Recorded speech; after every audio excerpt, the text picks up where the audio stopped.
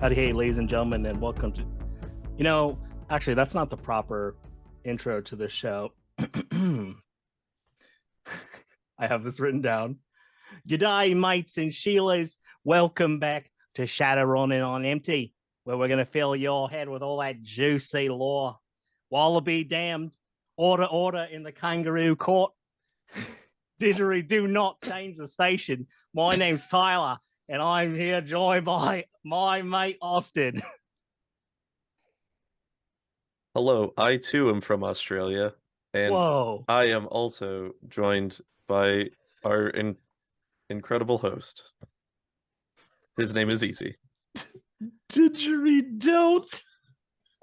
Didgeridoo, do not change the station. My God. Yeah, we're actually speaking in all Australian accents right now, but we added a filter that makes them more Western, like United States English.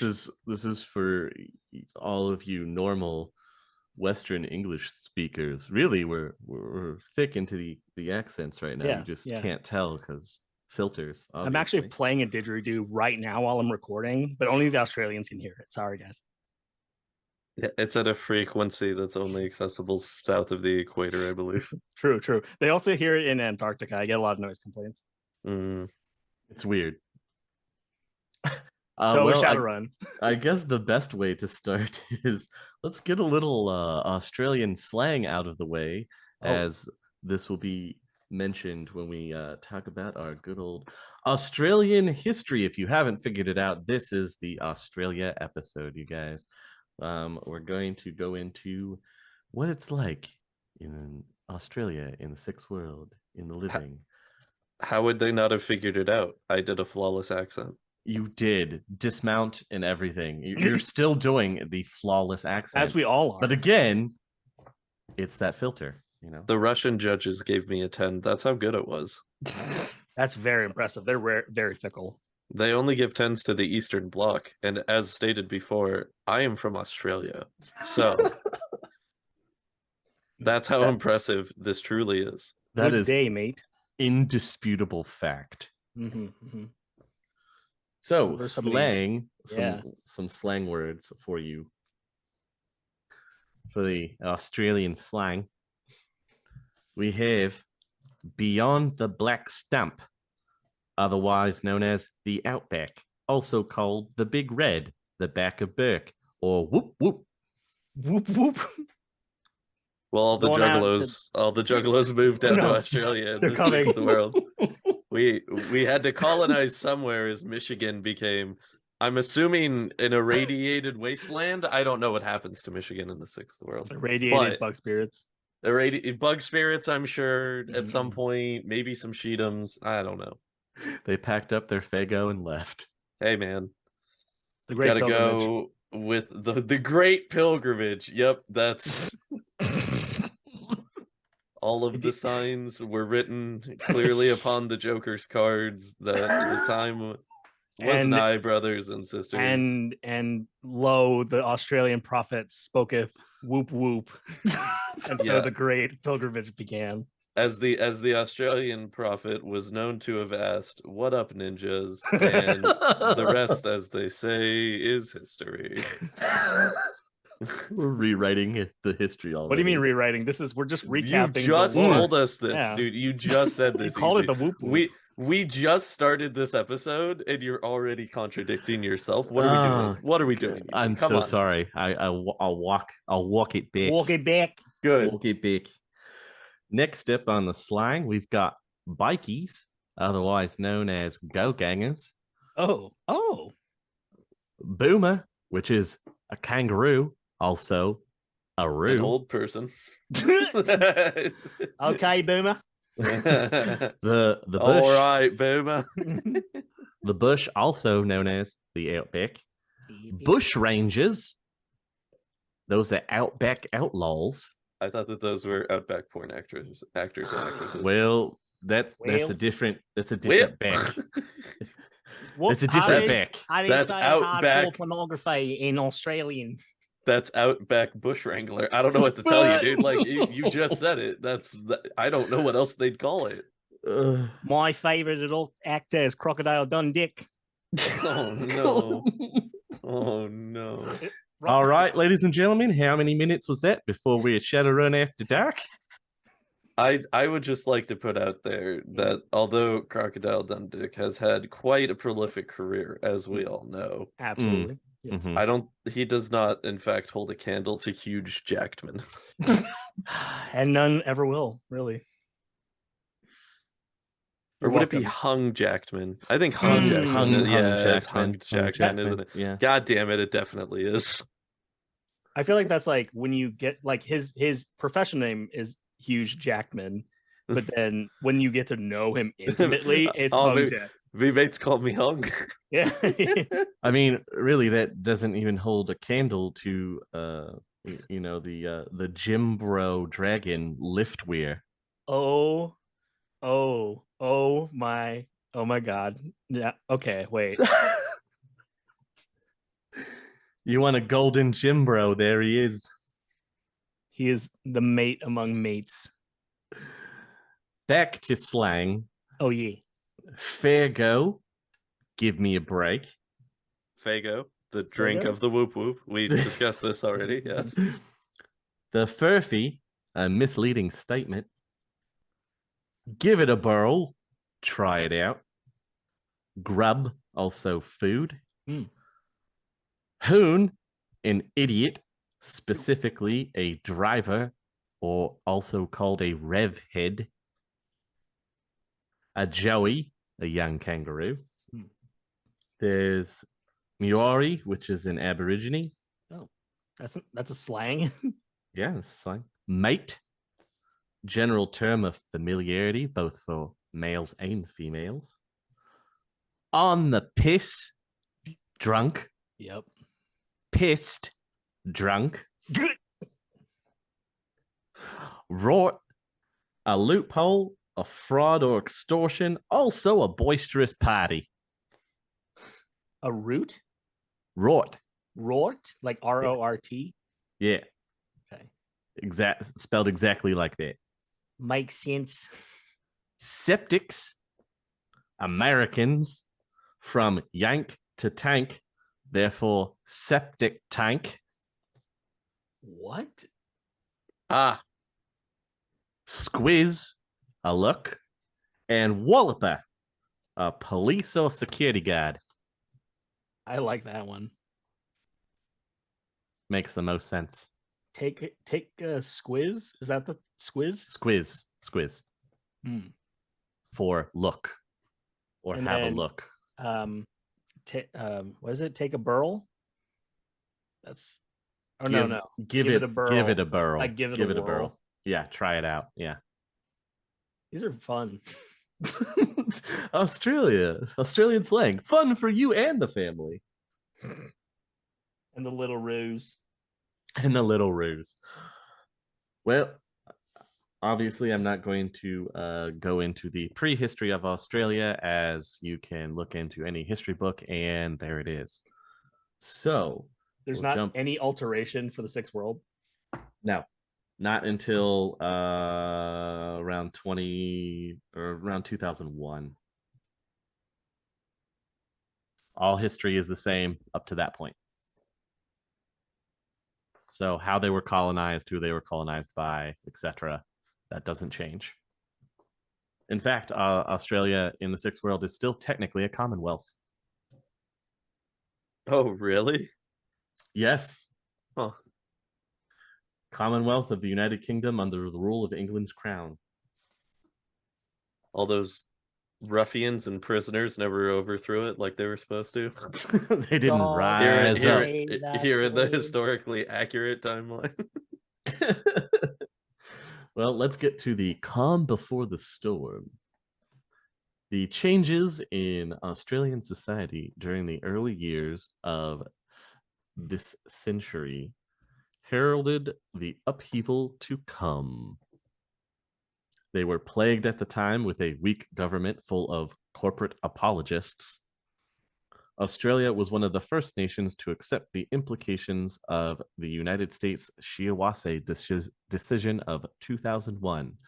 This is where extraterritoriality starts to become a thing.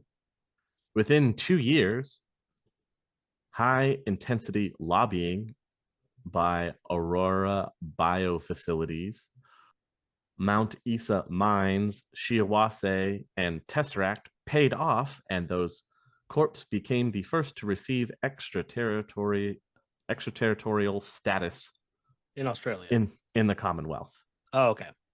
The rapid hemorrhaging of the government only ceased in 2011 with the election of a left-wing government determined to clamp down on corporate excess. But it was too late by that time. Corporate sovereignty had achieved a foothold that it would not let go of.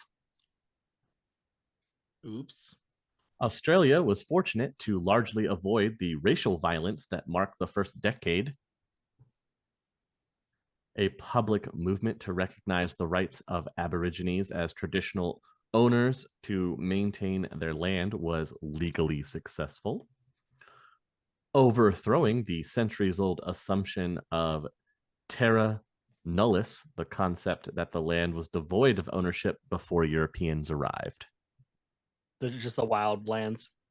Yeah, it was considered nobody owned it, even though the Aboriginal tribes were there before the European settlers arrived. And that's a call that the government made? Yes. Interesting. Despite the victory, many Aborigine activists complained that they were still being barred from their land. The advent of the resource rush pushed the mining corps into a frenzy, and the government accommodated them by handing out land that rightfully belonged to the Aborigines. Hey. Whoops, we went back on our word. Oh. This led to a series of escalating land disputes, though the conflict was limited to sabotage, arrests, and police repression. Australia was still too tolerant to allow the quote-unquote re-education camps that America had decided to use for their native population. Big yikes. And thus the Aborigines never took the step towards armed revolt in Australia. We taught what not to do. Right? Thanks, America, for... Don't we always? Like... We're teaching the world. Don't we consistently teach the world what not to do the vast majority of the time? Like we're a great shining example. We were pretty dope up through like 1860, and then it's like maybe don't do everything, like not everything. You know? Wow, hot take, There's dude. some I'm an good 1860 ideas. purist, okay? Oh, shit, my bad. 1860 purist. Continuing on, Vitus threatened Australia's equilibrium, though they escaped the full brunt of the horrors experienced by other nations, so they weren't racked as badly by Vitus as the rest of the world was.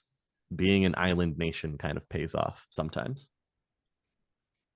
Yeah, I was gonna, like, you know, fucking kangaroos can't be ghouls. That would be terrifying. No, hang on. No. Okay. Of all of the things that are that we know of that live in Australia, what would be the worst to be able to be a ghoul? What creature would be the worst to be able to be a ghoul? Specifically Australia? Crocodile. Yeah. Crocodile? Oh, yeah, that's crocodile. a good one. That would be pretty brutal. I don't honestly know the depth of stuff that goes on in Australia, like the creatures there. I'd have to look it up. I mean, if you think Australia, Tyler, what's like the first creature that comes to mind? I think of a koala. So you're saying that you wouldn't be terrified by the prospect of a ghoul-infected koala? Oh, yeah. Oh, no. I would be horrified by ghoul-infected anything, really. Hey, take koala. Just take koala. I'm trying to give it to you here. Oh, koala. Then you would have chlamydia and be a ghoul. No! And that's an awful combination. So real quick aside, it's funny that you should mention koala and the HMHVV virus, because there is a variant that infects koalas. Excuse you. Oh no, I will not be excused. Guys, I'm gonna go. You got the rest And of this episode. they are 100% called drop bears. So koalas with vitus. No, not vitus. HMHVV, the ghoul virus. HMHVV. Yeah, vitus was just the horrible plague. Oh, okay, but that turns these ghouls into, or these koalas into drop bears. The HMHVV virus does, yes. Neat. Cool. So yeah, drop bears are actually a thing in the outback. You thought they were fake. Haha. Oh, I always knew.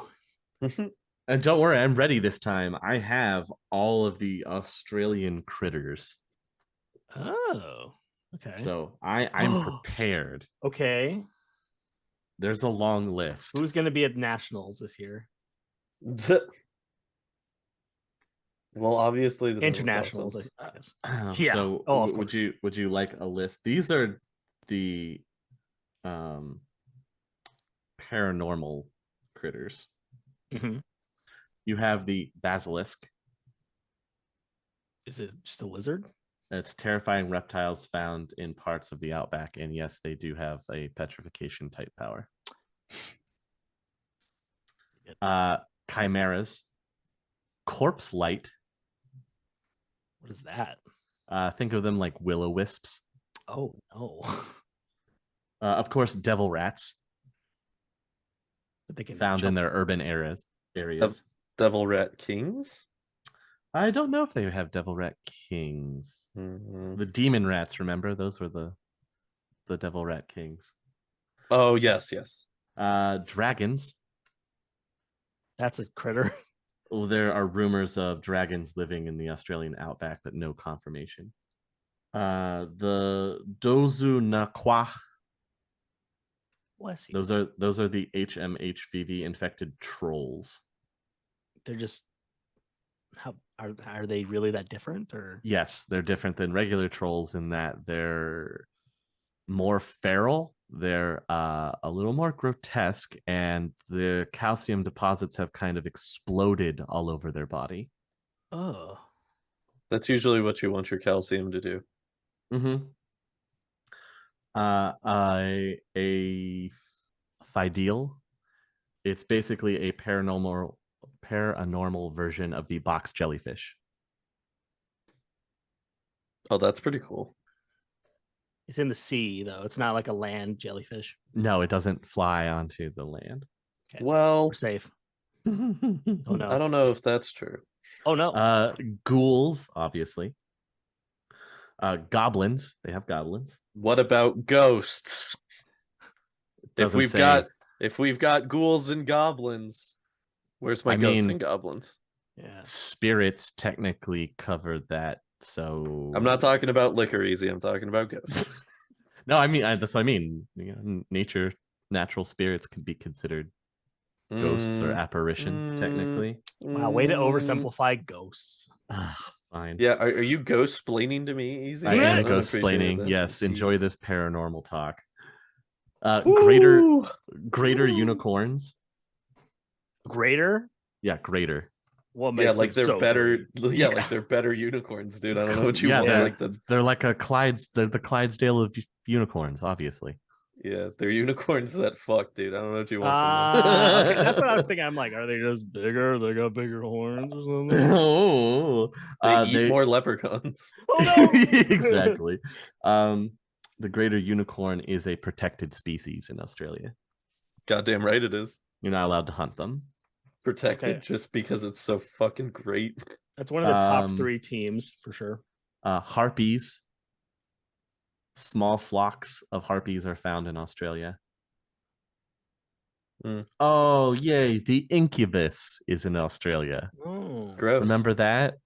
Mm-hmm. Yeah, they were like a pretty successful early 2000s like alternative rock band. No, we mean the octopus that hides in the alleyways and makes you see the deepest desire, and then it eats your face. Yeah, that's way less exciting of a thing to be in Australia. Yeah, well, I was excited for a second, but that's a nightmare.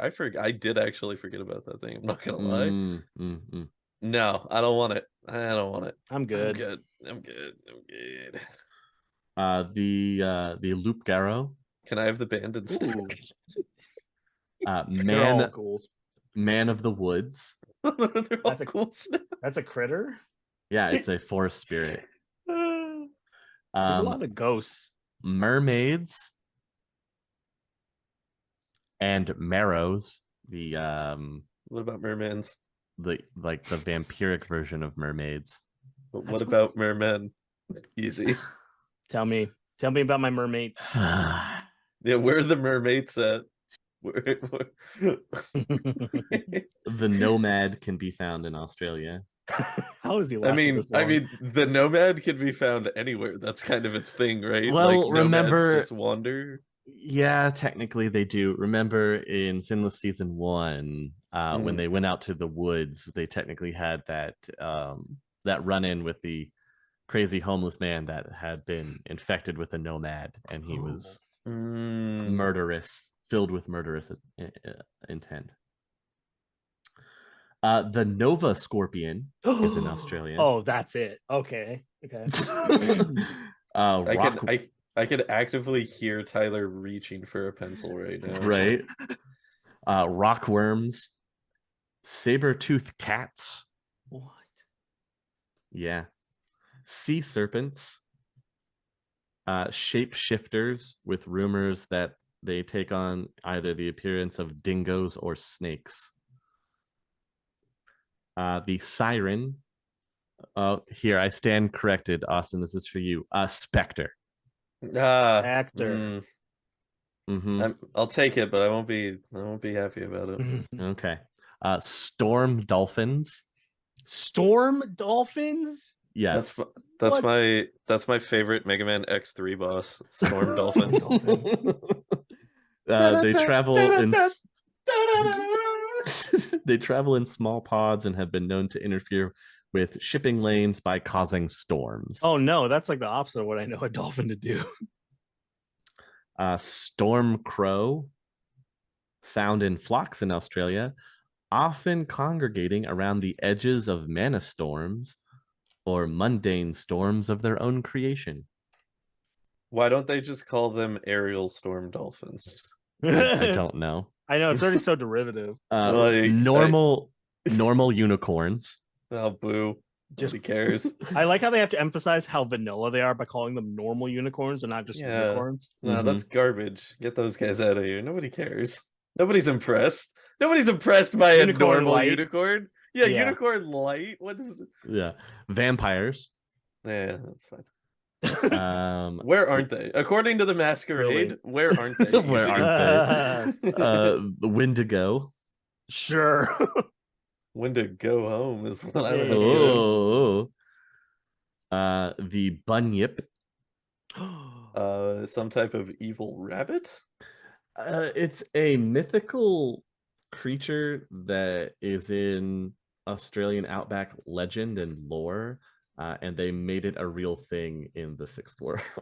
It's actually real. Well, I mean, it's actually real in Australia right now as well. I don't know why you would have to preface it like that. I'm so sorry. How terrible of me. Yeah, it's drop bears. Yep. Covered them. Megalodon. Oh, okay. Just hanging out with all the mermen, huh? That maybe exist or maybe don't. Easy. Mer people. Okay, mer people. All right, thank you. Merfolk. Yes, merfolk. The new leatherback. It's called new leatherback. Yes, it's a much larger sea turtle. Okay, so it's not like NU new, and it doesn't do like new metal. No, it doesn't do new metal. No. Oh, and NU umlaut. Yes, thank you. Umlaut. My apologies. It's it wears a red baseball baseball cap. And oh my god! Has dreads. Turtle. What? Probably also has dreads. Oh, absolutely. Yeah, bro. Definitely does. Whenever it walks around, it just sounds like Jonathan Davis. It's 3 meters in length. There you go. The new leatherback sea turtle is 3 meters in length. I don't understand that because I only use freedom units. Well, use your Google device and convert your freedom How units. dare you? I'll only do it because I want to. Of course. 9.84252 feet. You're welcome. You're welcome, my fellow patriots. Constable Rosgate? Okay. Oh, wow. The Pakalutu worms. Pakalutu. Yeah. I'm assuming that's like in our world, like original folklore kind of thing. So they are not awakened creatures in their own right, but are the voracious larval form of the Australian glass wasp. Ew. Just looked them up. Not a fan. After mating, the wasp lays hundreds of small pinhead-sized waxy eggs in a piece of fruit. It leaves the eggs to be eaten by unsuspecting wildlife and passers-by. The eggs are inert until they pass through the host's digestive tract, where gastrointestinal enzymes allow the eggs to incubate in the warm protection of the body. That's so. We just had an episode about eldritch horrors, and that is horrifying. The eggs mature within 2 to 3 days of lodging in a body, and the worms hatch. They're already chewing. They keep on eating until they reach their full size in approximately 3 hours. After this time, they begin crawling from their unfortunate host's corpse. Yeah, that's the only good part about this is the person dies. They don't have to be alive when the thing comes out. Oy. When they chew their way out. Yucky. I just want to say, hot. You know, we don't kink shame on this podcast. No, we don't. We don't do that. Shadow crawlers are another animal. Not a worm. Shadow crawlers are an awakened offshoot of the common redback spider. Oh, cool. They're about the size of a human fist when they're full grown, and they are dual-natured, allowing them to hunt their prey from the astral as well as the physical plane. OP. They glow with a darkling light whenever they attack or feed on a victim. So they literally have damage prompts when they're attacking. It's a Dark Soul, a really poorly designed Dark Soul boss. You know exactly when it's going to attack. They sustain themselves by snagging unsuspecting creatures in their webs and draining the life force from the trapped victims. And we're not saying that as in it sucks out the blood. It's just the literal life force. It eats your essence. Metal. The other unique thing about them is that technically their webs are also dual-natured. So they can snag spirits or in the astral. That's insane. That's why it feeds off essence, so it could eat spirits too. Right? What a diverse diet. What a crazy place. Yeah. They also have storm wraiths. I'm assuming they're a wraith that summons a storm or chases storms. They're a wraith that appear during heavy mana storms that revel in the mana storm. There's a lot of like storm creatures in Australia. I'm just assuming there's a lot of storm. Oh, okay. We will get to why. I promise we will get to why. No, I believe it. But to give you a little bit on the bunyip, the unique critter to the outback. While most Australian parazoologists concede that the bunyip exists, no concrete facts about it have been established. Probably due to the low survival rate of bunyip watchers. No bunyips have even been recorded intact, much less alive, and observations are unreliable at best. It's believed the creature is a large carnivorous marsupial, but hypothesis aside, it's widely understood that bunyip means trouble for all but the most well-prepared travelers. Of all the like mythical creatures here, I like that the bunyip of all things is the one that's like, ooh, we don't know for sure. Right? It's the thing you tell kids so that they behave. You don't go out at night. Well, one of the reasons why the bunyip may be so difficult is that some of its powers make it extremely difficult to pinpoint. It has Okay. adaptive coloration as a Oh, power. like camouflage? Yes, like camouflage. Ooh-wee. It has the enhanced senses, hearing, smell, and taste. It can use the power Fear. It has innate shape change. It has regeneration and venom. The ultimate predator, the bunyip. It's very scary. The Tasmanian tiger is also back, and the Wombrix. Wombrix? Yeah, the wombat Like has amazed observers for years with its ability to shrug off all but the most severe damage, and the awakened variant takes this ability to new heights, significantly larger than a mundane wombat. An adult wombrick typically reaches a length of 2 meters and may mass up to 400 kilos. Whoa. They are slow, sluggish herbivores that are dangerous primarily because of their effect on fast-moving vehicles that don't slow down in time. Must go faster. Must go faster. Running from a giant one. I forgot how cute wombats are. Mm-hmm. To imagining one that's like, you said it's 2 meters. It is 2 meters and weighs up to 400 kilos. That would be 881 pounds. Okay. That's why they're called Wombricks. Oh, that's funny. Shadowrun doesn't get enough credit. Wait, is that actually like a creature in folklore, or is that like something specific to Shadowrun? I think it's specific to Shadowrun. Well done. I don't know much about Australian folklore, so I assume it's unique to Shadowrun, but I can't say 100% for sure. The bare-nosed wombat. Yeah, I can't see anything in particular, but either way, like in my head, I'm thinking about a wombat the size of like a Jeep. It basically is, yeah. Yeah, it's literally the Jurassic Park scene, the must go faster, but it's a wombat in the mirror instead of the T-Rex. Exactly. That's definitely they're only dangerous because your fast moving car doesn't slow down in time. And then they kill you. Well, yes, you hit in high speed and they're fine. Your car's destroyed and you go flying through the window. Oh, because they could just take a car collision. Yes. Whoa. Because of their mass, and they have the unique ability of hardened armor. Oh my god, it's a wombat with a carapace kind of thing. Like, well, magically hardening. Oh, what the heck? Yeah. I think I found my favorite paranormal critter in Australia. The Wombrick. The Wombrick. Docile yet devastating. Whoa, dude. The Wombrick, docile but devastating. The 3 teams I have right now for their football teams would be the Nova Scorpions, the Storm Dolphins, and the Wombricks. Who's to say those don't already exist? I'm not gonna look it up because in my head canon they do. Fair enough. All right.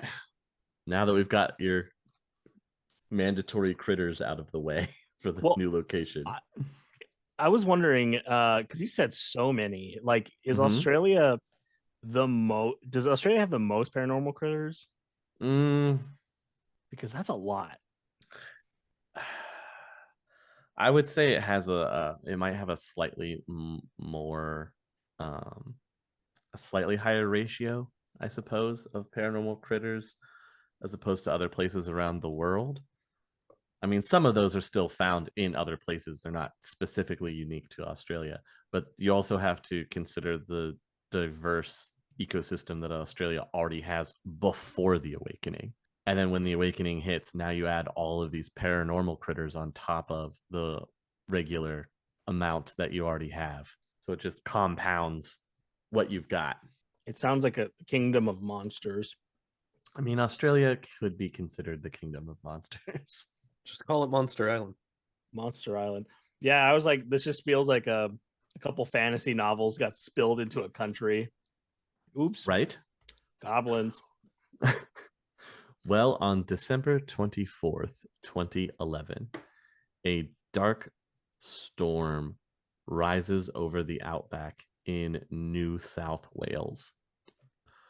Dark clouds, gale force winds, and savage lightning strikes were just the beginning. Freak firestorms gutted buildings, Mobs of sheep were mutilated and transformed inexplicably, and unexplained emotions, sensory bombardments, and other phenomena struck hundreds of people. This was the first of the mana storms, wreaking magical havoc on both the physical and astral planes. The mana storm cut a swath of devastation through the heartland of Australia, killing dozens and ruining several towns and stations. As the initial panic died away, it was ascribed to a freak phenomenon, and people relaxed. Until the next mana storm struck a week later, followed closely by a third, and a fourth, and a fifth. Dang. The serenity was shattered by the return of magic to the world. Not only was Australia faced with the same social upheaval as every other nation, they also had to contend with the powerful and unpredictable mana storms. As they increased in frequency and ranged across a wider area, the entire outback was rendered a place of danger and chaos. Yeah, that sounds like it's putting it very lightly. The storms rampaged across Australia, herding people into the safety of these sprawls that were mercifully untouched for the most part. Travel between cities became a risky proposition, and Australia became a nation under siege, threatened by the power of the awakening itself. I mean, they're still around. Like, kudos to Australia. Right? The government quickly declares all mana storm affected regions to be disaster areas and engaged in wholesale evacuations. A surprising number resisted the evacuation and chose to risk the mana storms on their own land. Many of these individuals become statistics as the furious storms claimed more lives. Eventually, the government withdrew official services from the interior, and the outback rapidly became ungoverned. Very few of the Aborigine people fled the outback. Though it went unnoticed at the time, these tribes were not affected by the devastation that Eurasian Australians were. In fact, they seemed to welcome the storms. In short order, they were able to reclaim the land denied to them for centuries. Can't blame them. In April of 2012, the largest mana storm seen to date swept out of the bush and overran the city of Sydney. For 2 weeks straight, the storm ravaged the sprawl. Communication lines were cut, and travel to or from the city was made impossible by devastating atmospheric and magical effects. Thousands died before the storm abated, pulling back to an orbit around the sprawl. This particular storm has remained in place around Sydney ever since. An ominous wall of dark clouds and doom on the horizon, occasionally sweeping in and cutting the city off for days or weeks at a time. No one has explained yet why this mana storm remains permanently in place, besieging the city. Oh, wait, it's still going on? Yeah, it's still surrounding the entire city of Sydney. Oh, wow. So it's like just locked off? It's just a wall of dark, foreboding clouds. And no one can get in? Oh no, you can brave it. You can brave the storm to try to go into it. It's you have just to survive. Yeah, you gotta survive. Damn, and that's so people live there still? Yeah, there's still some people alive in the city. Assuming they're getting supplies and stuff, or geez. Yeah, they can still get supplies through airdrops and everything. You just got to be really careful about it. Australia has a very rough experience with the awakening. The awakening had a particular effect upon Australians. The mana storms sparked a healthy dose of fear towards the awakening, but they also provided a face for the awakening that the populace could hang its bad feelings on. As a result, the other effects, the UGE, magic, goblinization, were accepted more readily since they didn't threaten the entire nation with destruction. So disaster brought people together. You could blame the mana storms for your woes, and people suddenly starting to become trolls and orcs and dwarves and elves, they were just kind of like, oh, well, this is a thing that's happening. Well, you're not a living mana storm, so I think you're pretty good. You're not destroying the entire continent, so I guess this is fine. I like that. In fact, Australia followed New Zealand's lead and became the second nation to grant metahumans full citizenship and human rights. Let's go Australia. Encouraged by the sympathetic policy, metahuman refugees escaping persecution from Asian countries fled to Australia as a safe haven, significantly swelling the metahuman population of Australia. Feeling threatened by both the widespread acceptance of metahumans and the mana storms, cautious Japanese corporations withdrew from Australia's tourism industry in droves. Can you blame them? A mini recession followed, increasing the anti-Japanese resentment and animosity that was already prevalent thanks to aggressive Japanese business practices. The Japanese interests that remained launched an ambitious plan to create a protected corporate enclave. Similar plans had been debated for several decades, and through intensive lobbying, the city of Cairns was designated as the corporate city to be. Each Japanese megacorp quickly established and began developing their own zone within the city. The 2020s were a rocky period for Southeast Asia, Australia, and Oceania. The collapse of China and the Imperial Japanese military occupation of the Philippines put everyone on edge. Western Australia had the roughest time, battered by mana storms on one side and frequent piracy raids on the other. After a decade of being battered by its own private mana storm, the city government of Sydney became increasingly hostile over the lack of support it was receiving from the rest of the Commonwealth. You don't say. Who knew? Unable to understand or develop a solution to the crisis, many government leaders simply pretended the problem didn't exist. Wow, not cool, Australia. Giant black clouds outside? I don't know what you're talking about. We don't talk about the giant black clouds. If you stay inside, then I don't see what the problem is. You're so right. Sydney's desperate demands for aid and magical support quickly escalated from belligerent to threatening. Disgusted by the treatment, Sydney's citizens overwhelmingly supported a referendum to declare independence from the Commonwealth. Oh, the independent city-state of Sydney? Mm-hmm.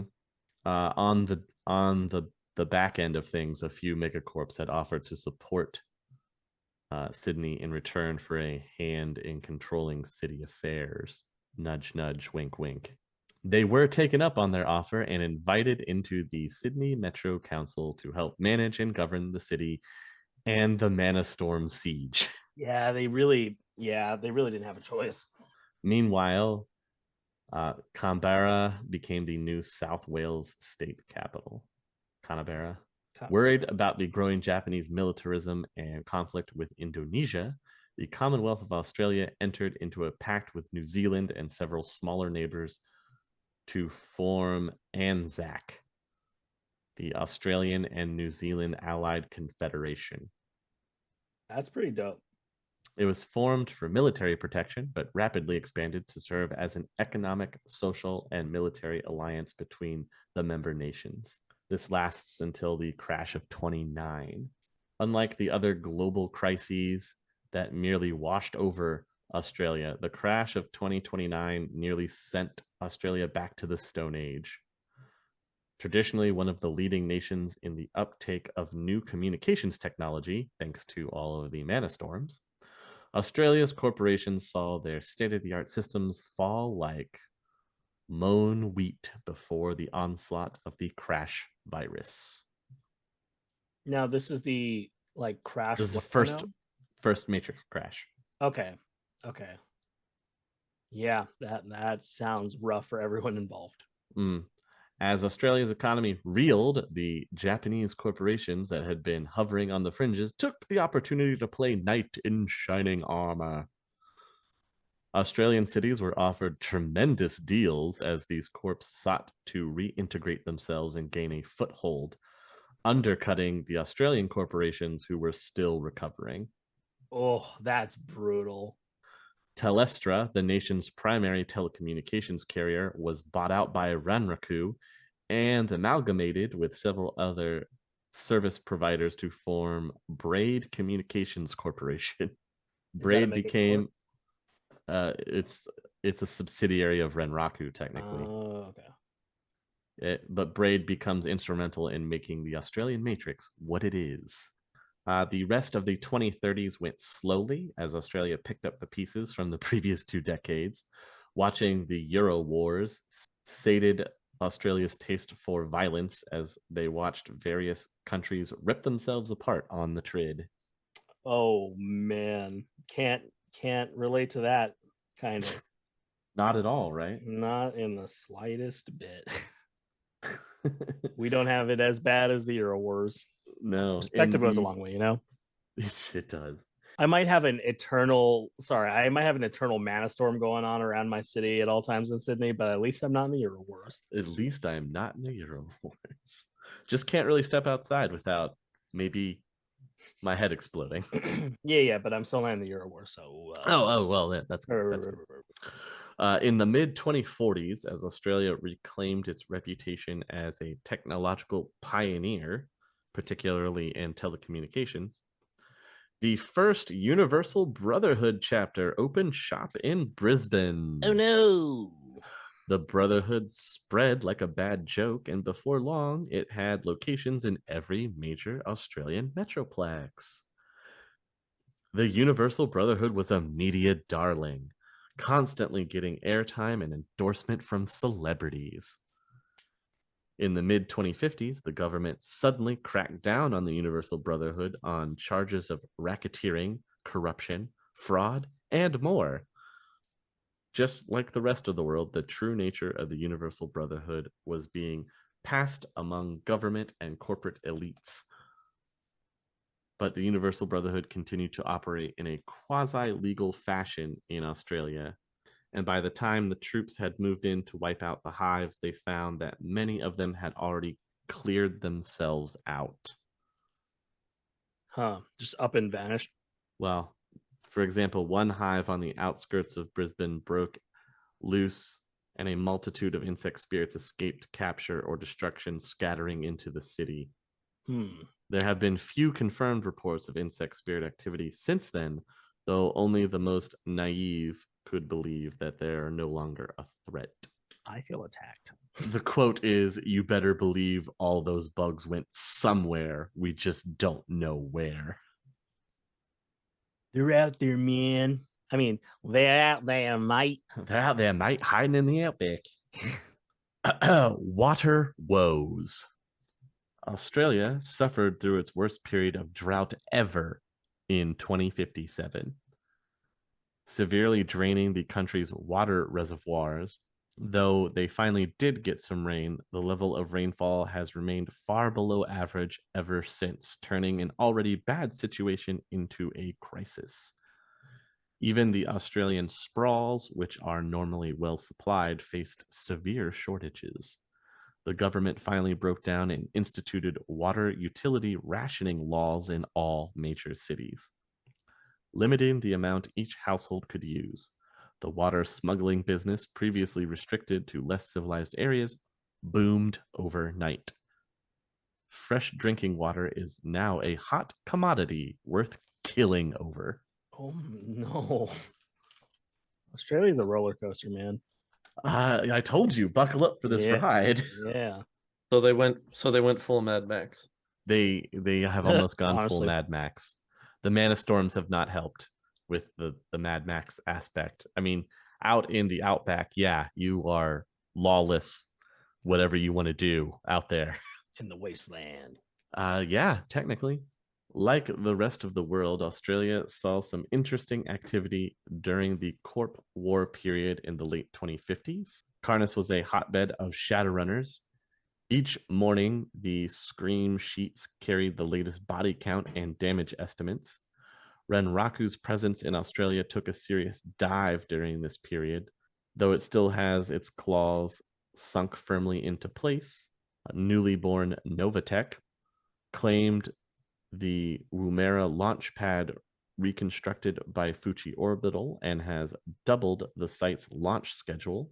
Hujing and Yamatetsu, united with their Pacific Prosperity Group allies, have achieved a firm lock on Australian shipping corners, and other empires rose and fell and still do, though at a slower pace. As Halley's Comet passed overhead, Australia suffered a barrage of intensified mana storms and other magical phenomenon. There wasn't enough. Right? The Orichalcum rush sparked a flurry of activity.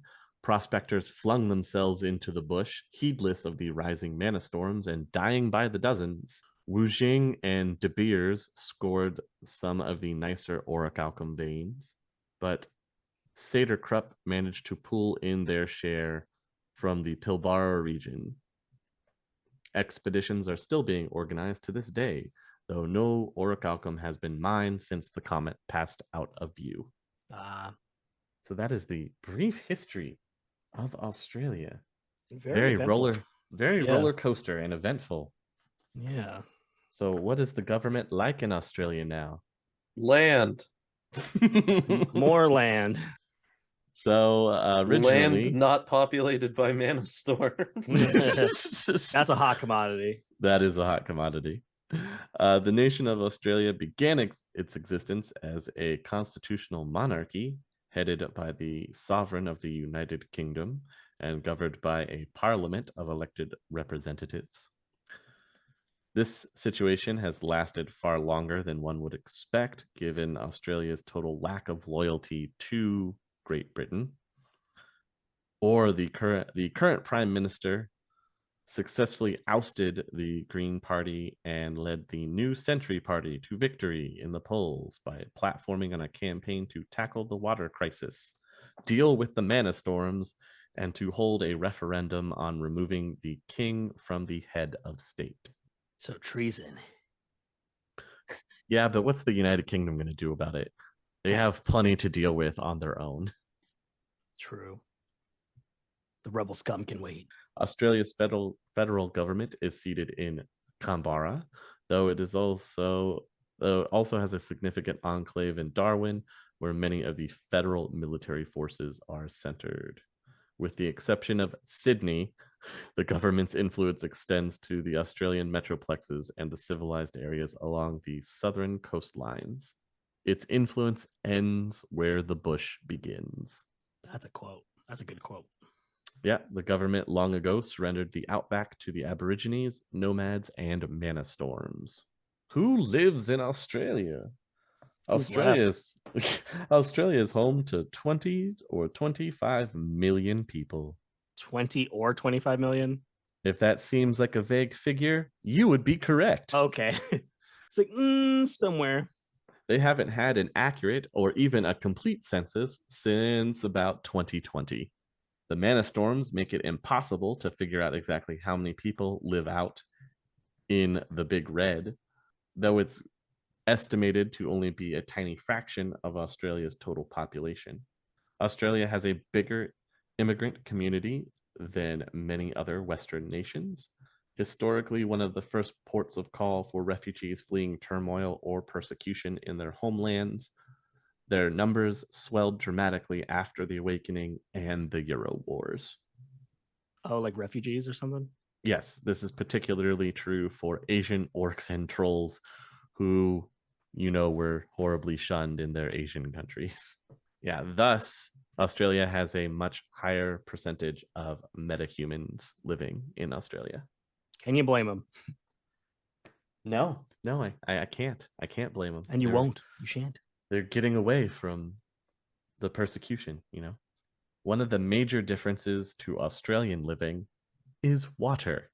In Australia, water is more precious than blood. In urban areas, the supply is adequate, but not plentiful by any means. The water utilities are required by law to strictly ration the water allotted to each household. If you've reached your limit for the month, your tap goes dry. The rationed amount is enough for basic drinking and sanitary necessities, but in times of drought, rations are cut. Of course, this is what makes it better. Of course, you need a sin to get water service hooked up in the first place, which means that illegal water hookups are good business for syndicates and independent criminals with plumbing skills. You know, I knew it. I knew it'd always pay off. Water utility workers travel in packs and carry sidearms.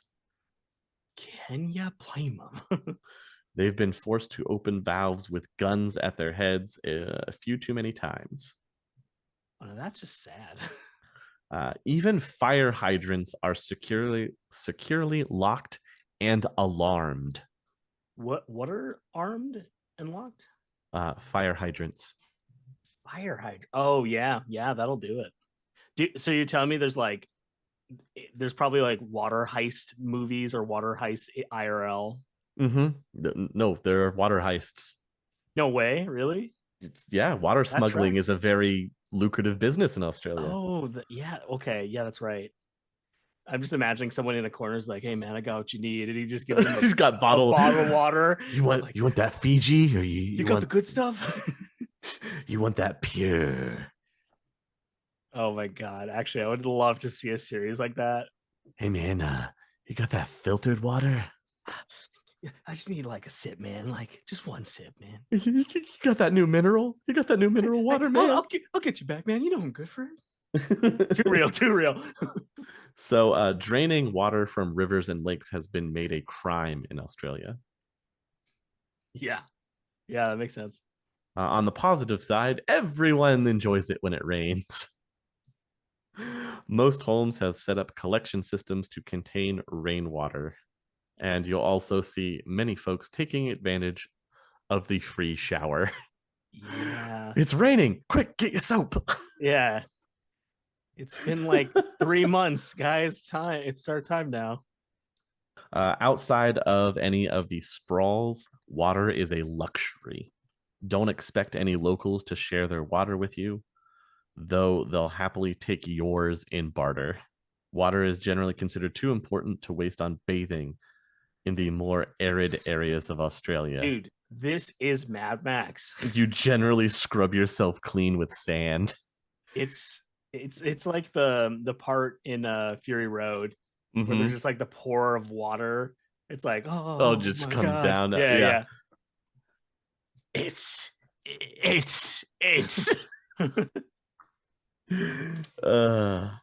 how does law and order work in Australia? Does it work? It doesn't. Oh no. Most of Australia's day-to-day law enforcement has been subcontracted out to privatized, like basically it's being sent out to corporations, so you'll get corporate enclave security guards and the like. Over time, Australia's federal police forces turned their focus more towards national security and paramilitary matters. This is the government or the megacorps? This is the government. The feds amalgamated with the Australian Secret Intelligence Organization to form ACE, Australian Intelligence and Security Enforcement. This agency has broad jurisdiction over all issues concerning Australia's national security. So anything that has to do with national security, call in ACE. You will find most of the usual Shadowrunner toys are available in Australia, though in some cases you're going to have to jump through a lot of hoops to get them. The biggest hoops come when you're trying to get weaponry. Australia has a history of attempts at gun control, and while not totally successful, there have been some they have had some lasting effect on society. Handguns are significantly more illegal than long arms. You can pick up a shotgun far more easily than you can a simple pistol. I'm assuming this has like parallels to the gun reform or gun control in Australia in like the 90s or something. Mm-hmm. Interesting. Where they crack down on handguns. Mm-hmm. Long arms are still available. Long arms and shotguns are still available because of self-defense out in the outback and hunting. Yeah, good old hunting. Yeah, can't You'll ban need- those. Dude, you'll need a couple of those to just make sure you survive the like camping weekend, dude. In the outback, tough. yeah. Well, in the that's awakened tough. outback, you better have a few shotguns. Yeah. Some of them are just going to be to throw at drop bears when they get too close. The other big issue to get your hands on is cyberware, specifically combat-related cyberware. Self-defense carries little weight as an excuse for such items in Australia, and almost all combat gear is classed as security grade at the very least. Secure. So like, wait. So you're saying because they're so hard to get, they're like high quality?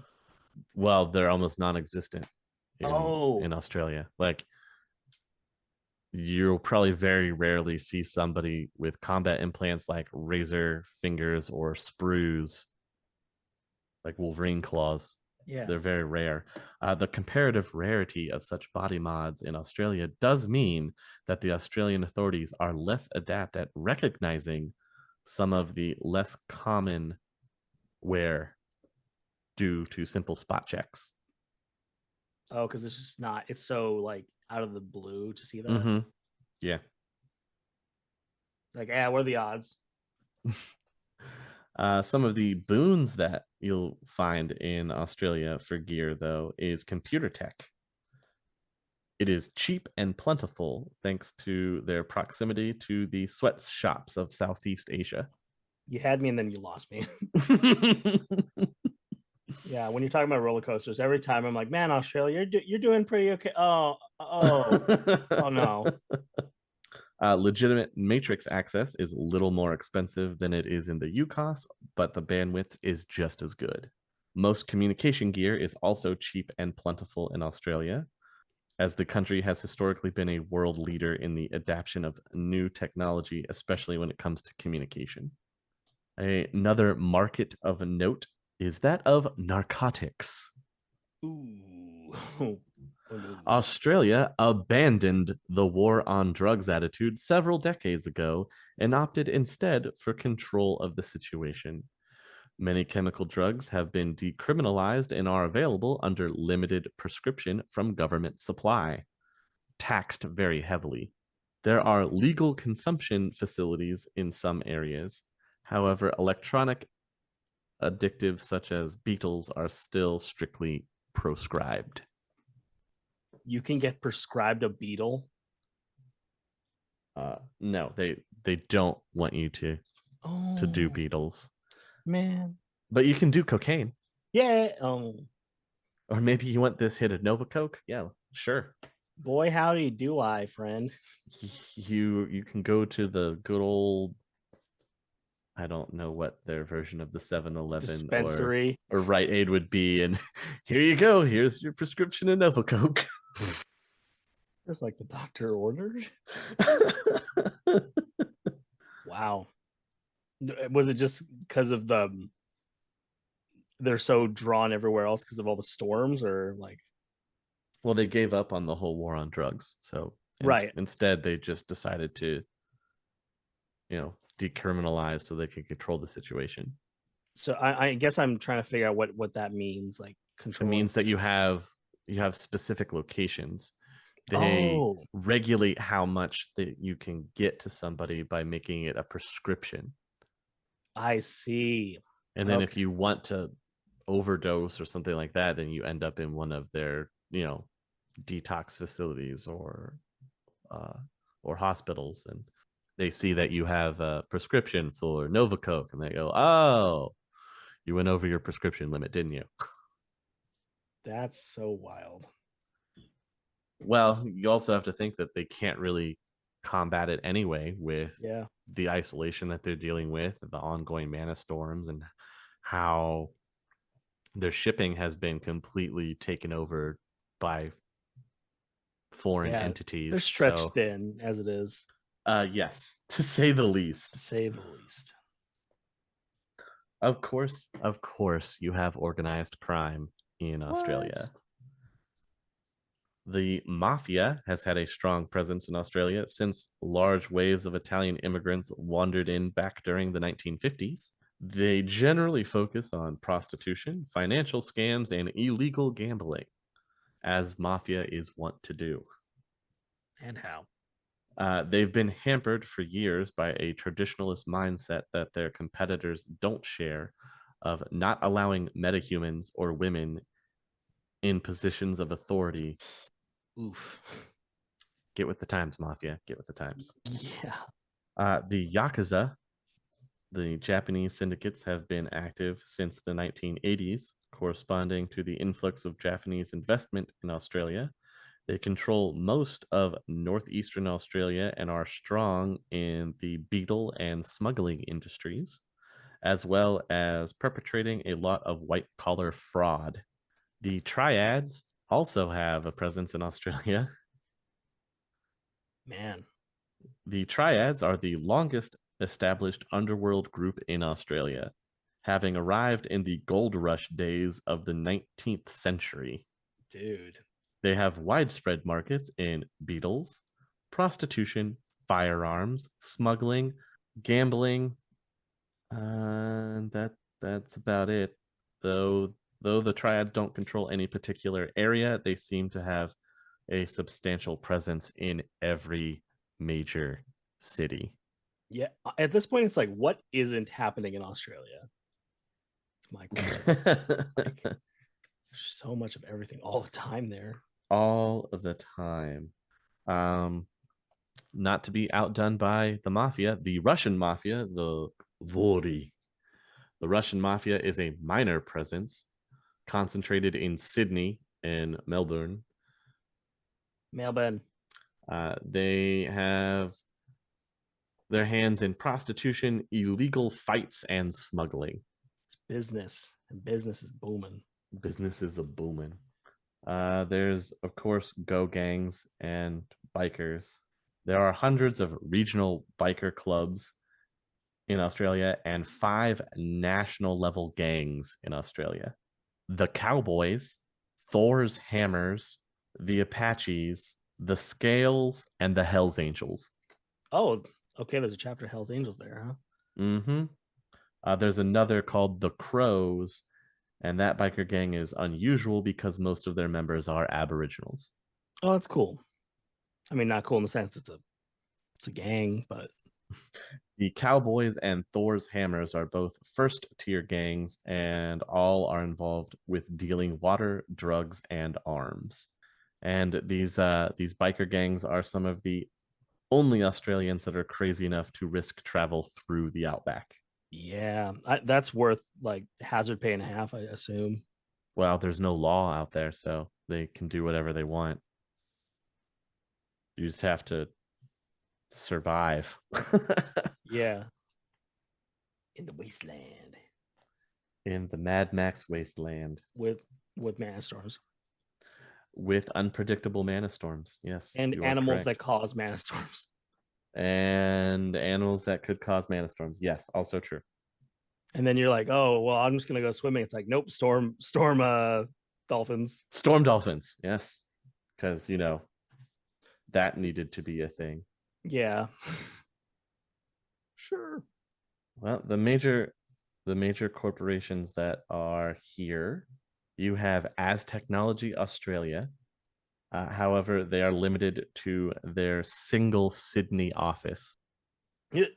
Because it's the only one left, or it's just the only one they have there. Was this before or after the mana storms? The perpetual mana storm, I should say. Well, I think that they set up before. Now they're just kind of stuck there. That's funny. You have Shiawase. Overall, Shiawase flourishes in Australia, though its operations are weakened due to a lack of central regional administration. Yeah, there's not a lot of regulation going on there. No, not a lot. That is the truth. There is Seder Krupp Australia, who's headquartered in Perth. One great thing that can't be argued about Australia is they have great medical care. That's not where I thought that sentence was going to go. If you can afford it. And there it is. Yamatetsu is the primary provider, operating around 50 large hospitals and innumerable smaller clinics and treatment centers across Australia. This is through their local subsidiary, Lifestar Health Services. And they also have another subsidiary for ambulance services called Crash Cart. Lovely name. Right? If you're flying into Australia, odds are you'll be riding aboard Qantas. Qantas? Qantas. Qantas. Qantas. Qantas. Yeah, I would think like Chantis or Qantas or yeah. That's the national airline and was bought out by Ares Space back in 2040. How the hell do they fly in? Technically you can do suborbitals that just go up out of the atmosphere and then right back down. Is that just commercially available? Yeah, suborbitals are commercially available. Wow. What a time to be alive. Right? I mean, it's expensive, but you can do it. Most Australians recognize Wu Jing as the manufacturer of a wide range of consumer goods. But the corp's biggest business in Australia is actually shipping. Most of the Australian shipping subsidiaries are controlled by Wu Jing in some form or another. And then Australian magic is a little different. They refer to it as the dream time. And this, of course, comes from the indigenous Aboriginal people that are there. The dreaming. The Aborigines make a distinction between the dream time and the dreaming. And it is often difficult for foreign people to understand. The dream time is the primordial but ever-present mythical past. It is the time when the great totems and sky heroes of the Aborigine people created the world and all life within it. Though the dream time is in the distant past, it also has a timeless quality to it. Aborigines often speak of events in the dream time as if they were happening in the present, still going on all around us. Many modern magical theorists believe the dream time is an Aborigine experience of a primordial metaplane, and that in fact the cycles of Aborigine myth are still being played out on that metaplane, where linear time is, as we know it, has no meaning. That is kind of beautiful. Like they're just drawing upon power from the past, but it's referred to in the present just because it's wow. That's so interesting. The dreaming, on the other hand, is an individual's understanding and expression of the mythic elements present in the dream time. Each person has his or her unique dreaming. It is a combination of concepts like destiny, true will, higher self, muse, and more, but not the same as any of those things. Your dreaming is what makes you who you are, an expression of your relationship to the universe, and more importantly, to the dream time. Okay. Please smoke this wonderful herb and follow me on the journey. Dude, that sounds so rad. Okay. So dream time is like drawing on the primordial past / present. Yes. And then dreaming is separate in the sense that it applies that primordial realm with concepts like destiny. Yes. What the hell?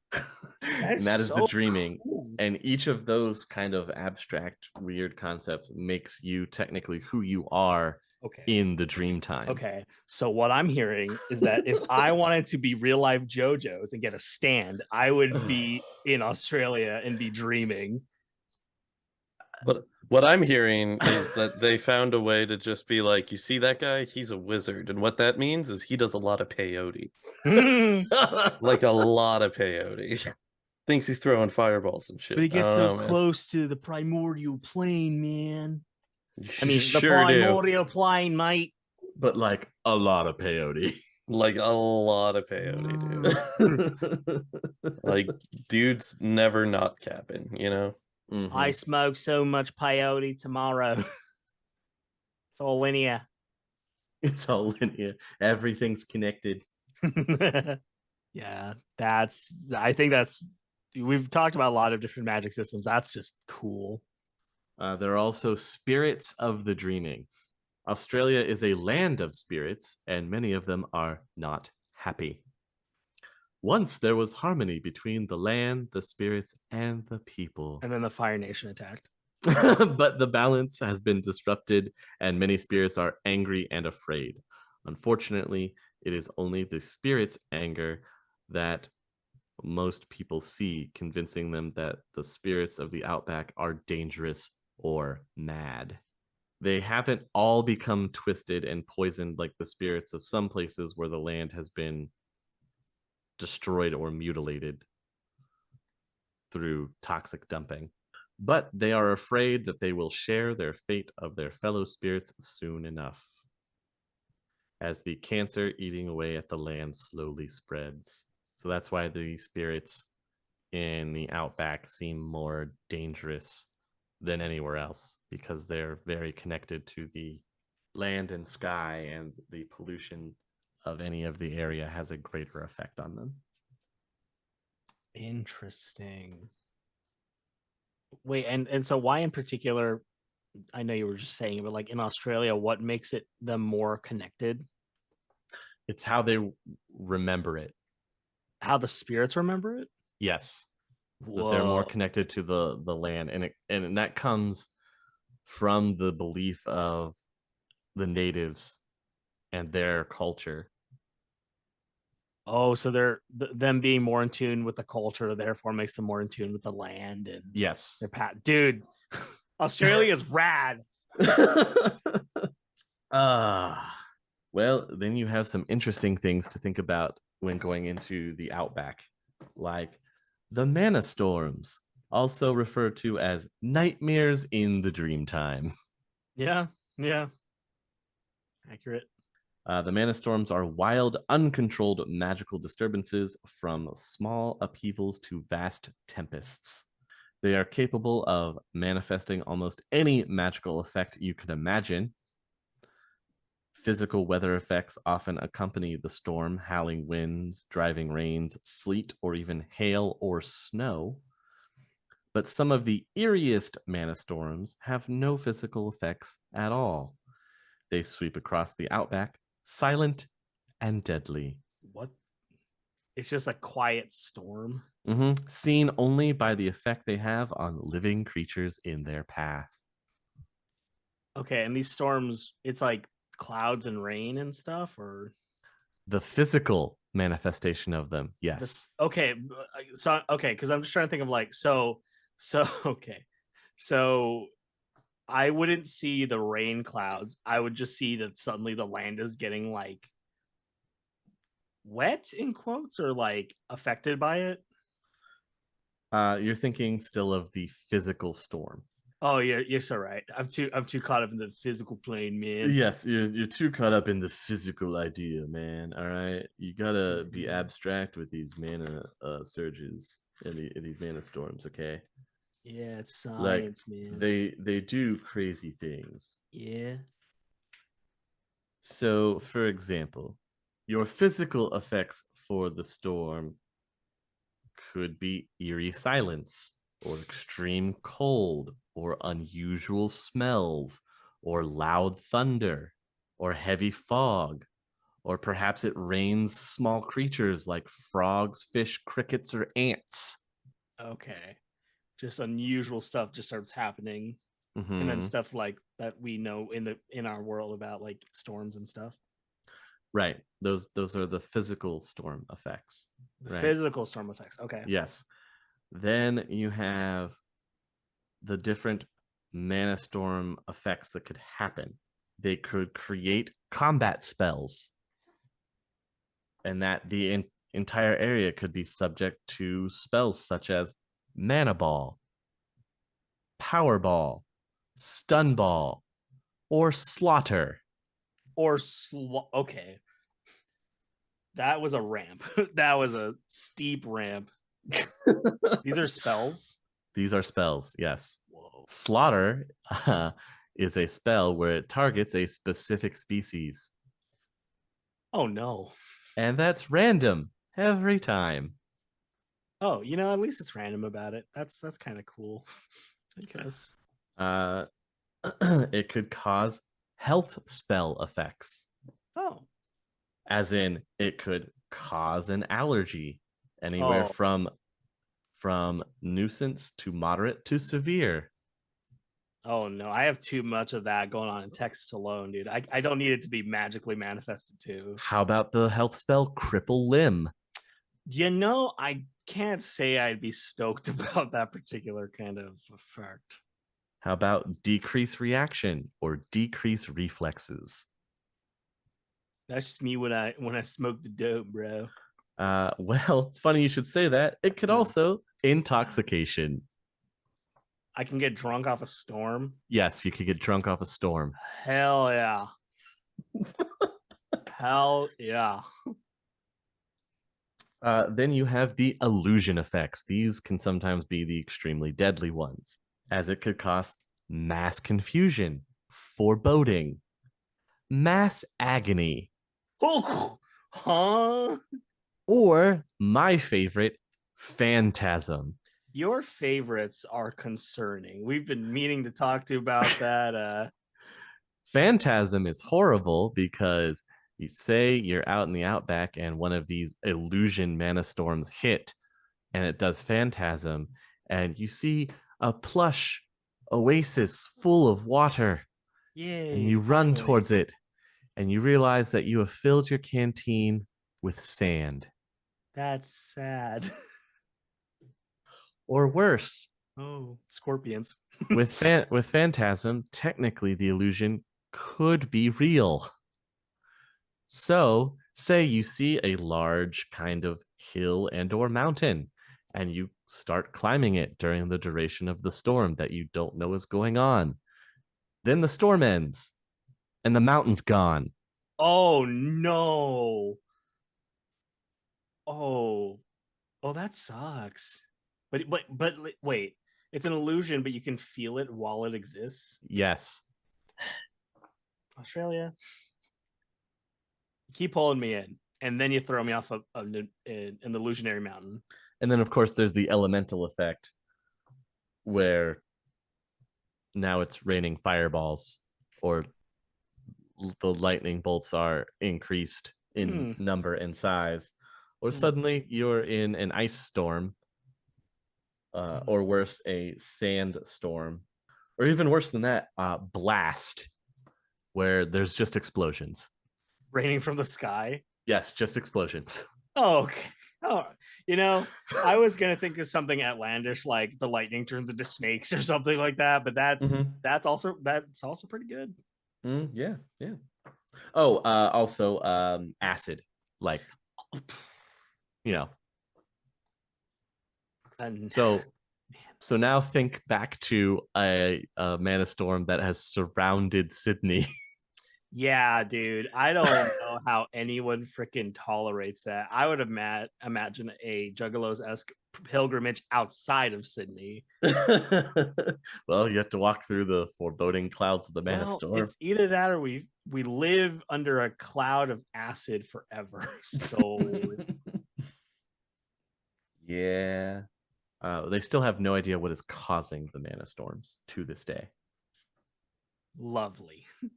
But it's is Australia the most like mana storms per capita? It is uniquely beset by mana storms for some reason. Yeah, mana storms are usually supposed to be extremely rare. And then in Australia, it's been a plague of mana storms. A plague of, yeah, that's a good descriptor. Overall, the mana storms have diminished somewhat from their initial appearance 50 years ago, but most aren't willing to claim this as a hopeful sign that the storms will eventually go away. The real mana storm was pessimism and nihilism. Yeah, the effects of the mana storms vary widely. Some are pure elemental fury, raining fire, ice, and lightning down upon the land, destroying everything in its path, or, quote, raining baleful magical energy that simply kills every living thing but leaves everything else completely untouched. That's so mean. Other storms do things like freeze everything solid, turn people into animals, transform living things into stone, or pick things up and toss them around like the storm has sentient telekinesis. And then there are the mental effects of storms causing sudden despair, homicidal rage, or irrational terror. These are just storms. These suck. I gotta say. These are the mana storms, yeah. Yeah, these are not fun. People have even reported seeing strange apparitions in the driving rain and clouds, and victims suffer seizures or sensory dysfunction, and the list continues to go on and on. Yeah, when in doubt, there's a mana storm that does that. Does some kind of crazy thing. And it's hard to like have because of this and how separated things have become, and now most of the population has been driven to the coastal areas of Australia. It's hard to maintain, a centralized government. I would imagine that's not even worth it at that point, dude. Like that's so much to keep up with.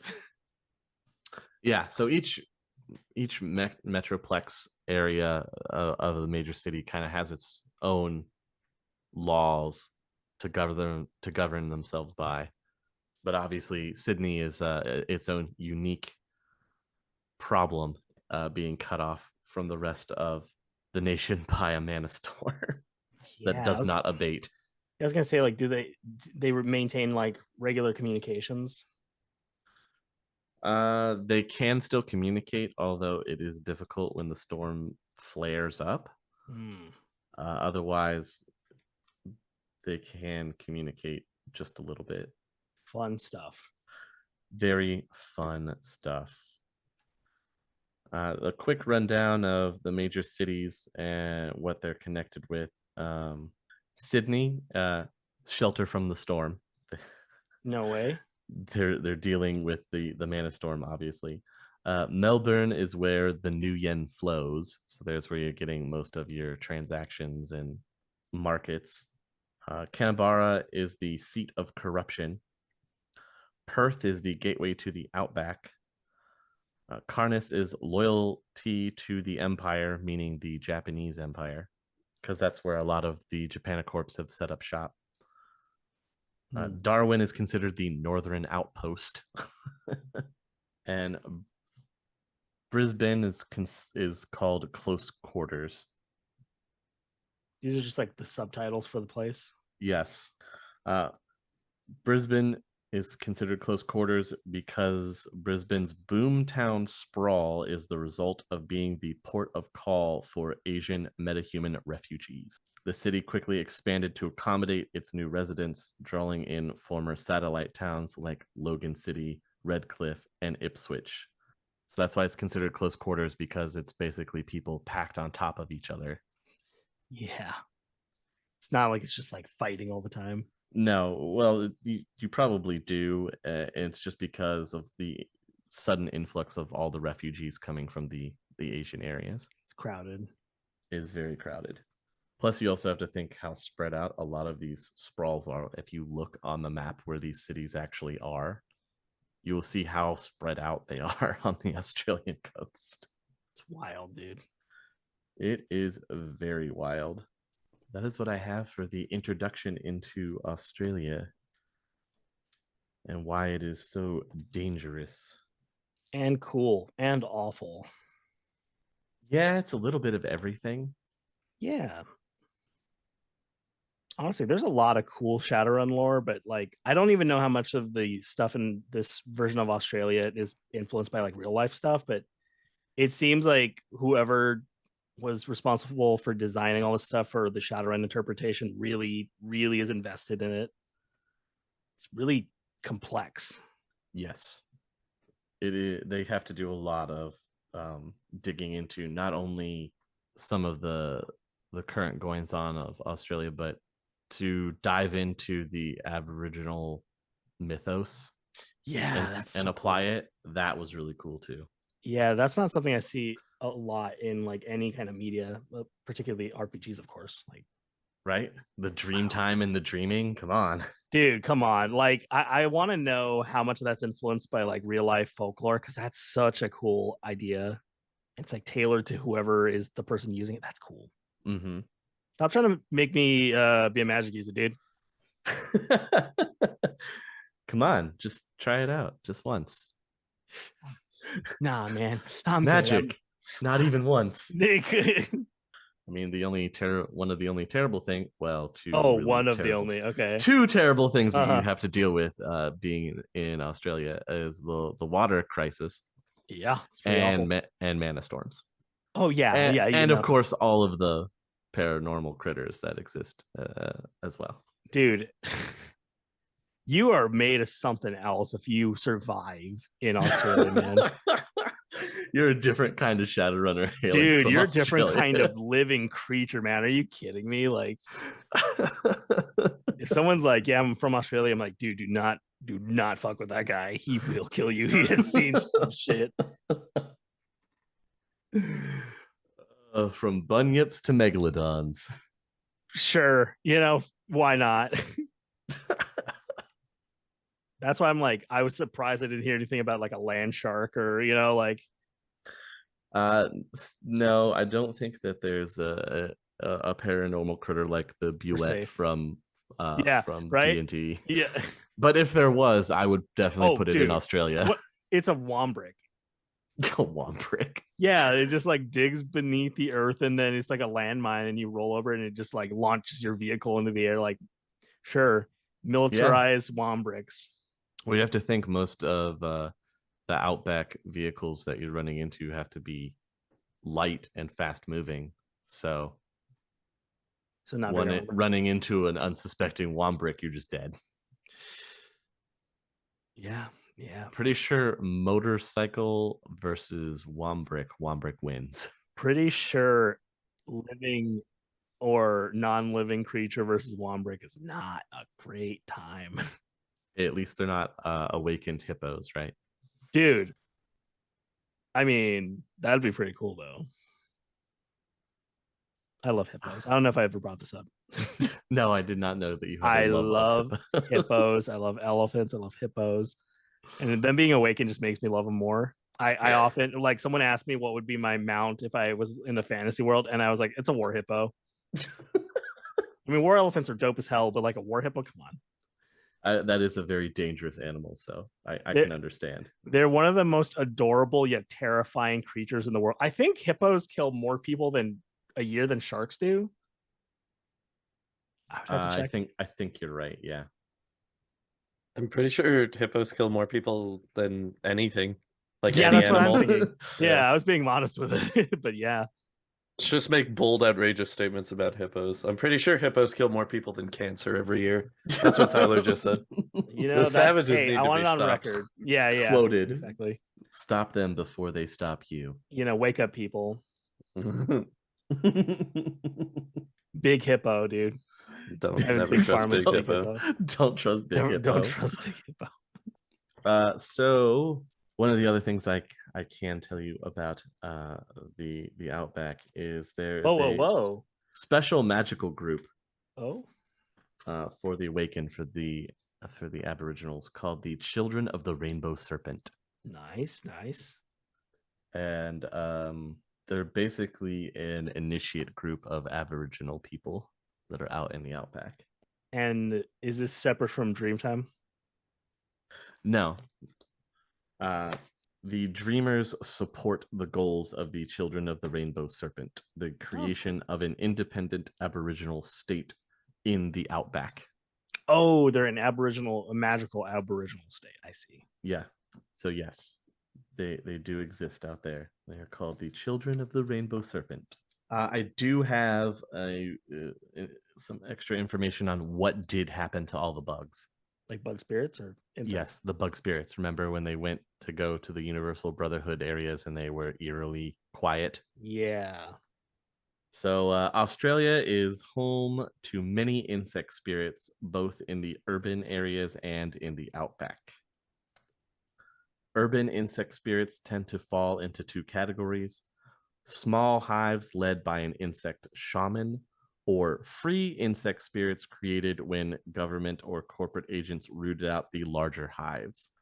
Insect shamans in urban areas are more often Australians of European extraction or other foreign shamans who came into contact with an insect totem in the outback and were driven insane by the experience. That'll do it. They operate covertly and cautiously, careful to avoid detection, while they try to increase the number of insect spirits under their command and eventually summon a queen spirit. The most common insect totems in urban areas are ant and wasp. Lovely bouquet of awful. Because they adapt well to living in buildings and underground areas. Free insect spirits have their own agendas with their own survival foremost in their minds. They may be players fascinated with mortal society and enjoying their newfound freedom to the utmost, tricksters or shadows that enjoy deceiving and tormenting mortals, or deadly hunters that seek mortal or spirit prey to sustain themselves or for their own amusement. Ironically, they often work against insect shamans and their hives simply because an insect shaman is the only kind of magician capable of learning a free insect spirit's true name and enslaving it again. The presence of a hive can also trigger a bug hunt that may threaten the free insect spirit's new lifestyle. All insect totems except for cockroach are active in the outback. Though the hive insects predominate, the main limitation on these hives is the number of hosts available to them for investing flesh form spirits. The insect shaman associated with the hive is most often Aborigine, but may be of different origin. In an ironic twist, insect spirit hives are effective shelters from the mana storms. That's messed up. Leading some to inadvertently take shelter only to find themselves considered potential hosts. That's so mean. Not cool, Australia. Not cool. This is fun. Some Aborigine tribes in the outback have also occasionally established communication with insect spirit hives. The insect spirits have proven willing to cooperate in matters that further their own survival, and they understand their dependence on metahuman hosts. This makes the hives and the Aborigines allies on occasion. Wait. Aborigines and who? Insects, spirits. No, don't do that. That seems like a bad idea. Hey, in the outback, sometimes you gotta take on allies of convenience. Yeah, I mean, and then it's real convenient when they're in your freaking body. Well, you have to pay a price for assured shelter against mana storms, don't you? Greatness at any cost. I mean, yeah. For whatever reason, insect hives are shelters from the mana storms. Because why not? You know? Well, it's probably because of the way that they're constructed. And considering that it's predominantly inhabited by spirits, obviously they would put up protections. It's just whoopsie daisy if you happen upon them. Ooh, that's very bad luck. Putting it lightly. Hey, the outback, it's full of all of the terrible things that you could manifest from your nightmares. But still no land sharks. Tisk, tisk, tisk. Why would you need land sharks when you could have hornet people and bunyips and awakened crocodiles? Yeah, you say can have as if this is like some great cosmic gift.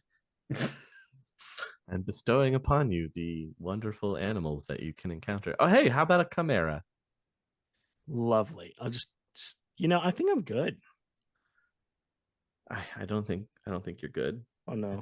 I think you need a chimera, right? No, I Chimera don't in your think I life? do. I don't think I do. I would argue I very much don't. We'll just give you storm crows. I mean, that sounds kind of cool.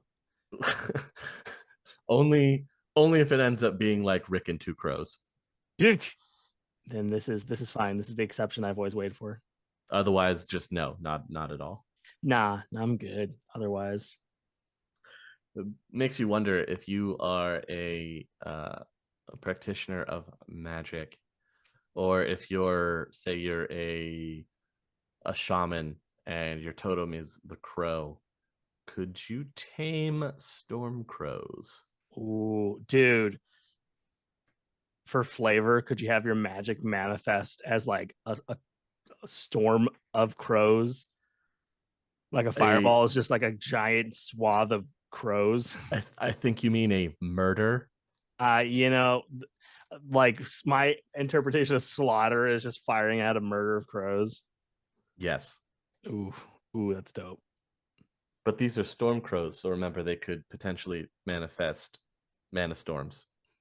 Even better. So does that make you the most powerful mage in existence? Quite likely. You can't touch me. I have storm crows. It's over, Anakin. I have the storm crows. I'm just imagining some like World of Warcraft Medivh type guy, but it's just like storm crows all around him. And then imagine just this guy wherever he walks, there's a mana storm just around him at all times. That sounds horrifying. Yeah. Considering what mana storms can do. Right. And yet this guy, he's unaffected. Ooh, because he has the power of the storm crows. My God. I imagine that he speaks like Steven Seagal. It's just so cool. And just walk around with these storm crows. It's a long walk. Maybe have a little sit down. Anyway, so do you have a newfound love for Australia, or is it still just the frightening place that I have made it out to be? Well, I mean, it doesn't take much for Australia to be a terrifying continent, but I will say that this has been like, maybe Australia's got some cool stuff I'd like to learn about. Okay, that's pretty messed up. Oh no, that's awful. Oh wait, that's kind of cool. Oh no, the rest of that's awful. So it's nuanced. Nuanced. Yeah, that's how I describe Australia. Austin, what would you say? Nightmare consistently and always. Take me out of here, please. I never want to visit. No, Yeah. not even a summer home. No, I'm good. That's yeah. I'm good. See ya. Not to mention, I think in one of the major cities, I honestly think it might be in Sydney. I'll have to do some extra research and let you know for sure. But I'm pretty sure they have a ghoul infestation problem. No. When do they not? Well, when your entire city was racked by a mana storm and a lot of it is destroyed, so you have a lot of empty, dilapidated, crumbling buildings, they tend to be a great place for ghouls to hide out. But also insect spirits. So does that mean that in the shadows of Sydney, there's a secret war going on between insect spirits and ghouls? Okay. I don't know. I feel like they'd work together. You think? I don't think they would. I think they'd see each other as a threat. Half of the humans go to insects, the bug spirits, and half of the humans are food supplies for the ghouls. I don't know. I don't understand. The real question is, can the insect spirits use the ghouls as their flesh form? I feel like we had to have gone over that. I don't think we have. I don't think I've gone over it. I don't think we have. But Really? yeah, it seems so interesting that I was like, oh, we had to have talked about this because no, this is the first I've really crossed my mind of insect spirits inhabiting ghouls. It would be interesting because they're a being that permanently exists within the astral, so you would think be the most susceptible to being taken over by a Sheetum at any time. Yeah. Something to research. I'll definitely have to get back to you on that one. I will find the answer Huzzah. Huzzah. But, you know, to help fuel that research, To it'd throw be some really shrimps great. on the bobby. Throw some shrimps on. You know, just give it a burl. Give it a barrel. Burl. Give it a Where did barrel. my accent go there? Burl. Burl, Yeehaw. burl. Oh no. The cost shall rise again. Yeah. Yeehaw, brother. Yeehaw, brother. Okay, please go on. I'm so sorry. If you'd like to help support this research and continue to help us bring you this delicious lore content, please feel free to head on over to that good old Patreon at patreon.com/critical_hits for just $5 or 5 new yen a month. You get awesome content like upcoming artwork, be a part of our Discord, get access to Worm Talk, which we have Exciting. another Worm Talk hopefully soon, where we'll answer your questions that are submitted to us. It's only for our patrons. And we've only gotten more unhinged since the first one. I know, so who knows what could happen? Oh yeah. It's a swirl and cauldron of madness. That's metal, dude. Whoa. Well, yeah, it's very metal. You also get your name shouted out at the end of every Sinless episode, and we are into our Sinless Season 2. But guys, while you're at it, give us a good old like and a follow on that old YouTube, where you can catch all of our content as well. If you'd like to see the Sinless in the video form, instead of just listen to it with your wonderful ears. You can watch it with your wonderful ears and your wonderful eyes. Yes, both. Whoa. Whoa. New concepts. It's amazing. That is all that I have for you in Australia so far. I will do some more research to get you some of those answers, and there is more delving into the Outback, which is predominantly controlled by the Aboriginal clans that are out there.